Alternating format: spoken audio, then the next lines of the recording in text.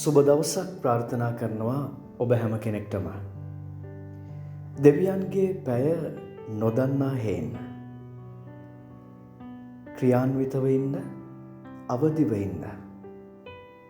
අද දවසේදී ඔබට මට ආරාධනාවක් ලැබෙනවා. අපි මෙනෙහි කරලා බලමු.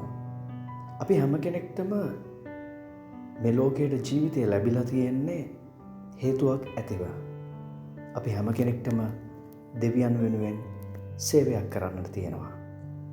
ඒ සේවය අපි කරමින් සිටිය යුතුයි. දෙවියන් එන මොහොතේදීත්.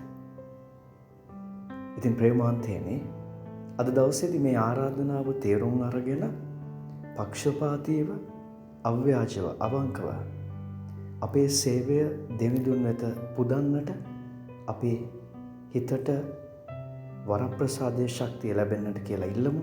ඒ වගේම අපි පැය නොදන්නා හේන අවදියෙන්, කල්පනාවෙන් පරීක්ෂාවන් ඉදිරියේ කටයුතු කිරීමටත් දෙවියන්ගෙන් ආශිර්වාද ඉල්ලමු. ආමේන්.